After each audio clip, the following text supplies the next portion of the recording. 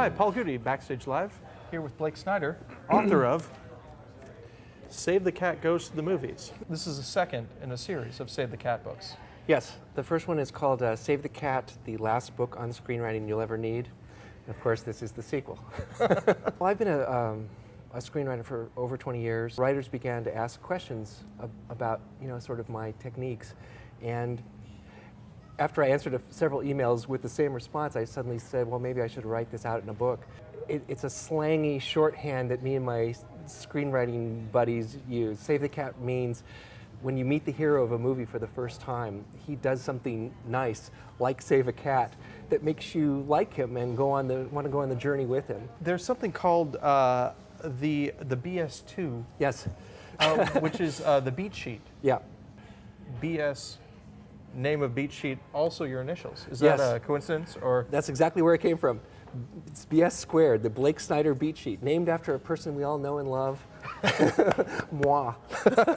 It's one of the first things that I sort of started passing around to other screenwriters. It's a very sort of simple way to dissect any story. These points along the storyline are all meant to sort of bring us along and reach us in a way that's unique. I have a saying in both books, which is all stories are about transformation.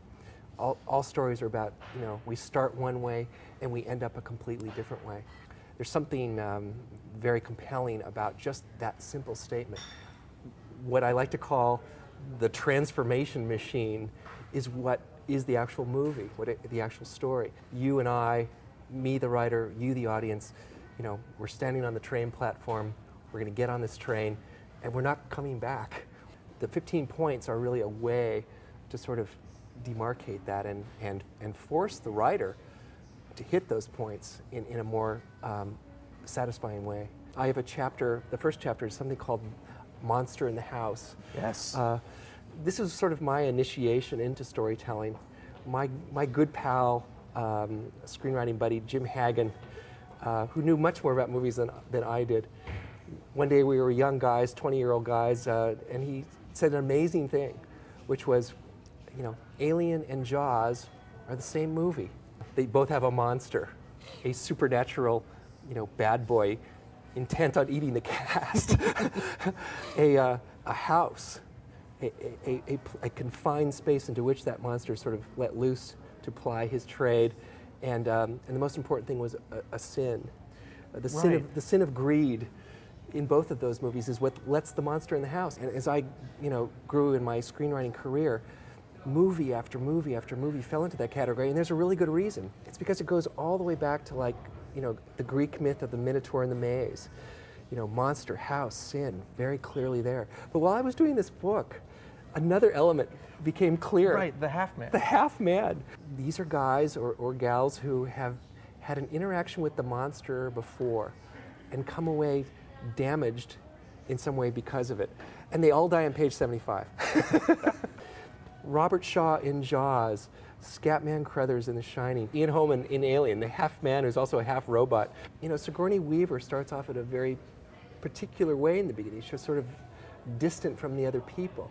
She grows in her humanity in the course of that film. And part of that transformation is a death moment. I like to call the all is lost point on page 75. That's where Ian Holm dies. That's where he reveals to her the information. The company sent you to that forbidden planet. You are expendable. The alien is worth more than you are. And at that point, all of her old ideas die. All of her old way of thinking is no more. And that's part of transformation too, is we're gonna let this old world die, and then we're gonna figure out what we're gonna do next, and we're gonna take the next step and become something else. And in the third act, in the finale of those films, that's when the hero finds the real solution. And that's where she has the save the cat scene, where she goes back to save the cat and shows us that she has grown. I get chills thinking about it. I get chills talking about it. It's because this is a noble profession we're in. And every time you dip into, the deep well of storytelling, there's the kind of the chill of you can go deeper. It can get it can get farther into your subconscious and have even richer meaning.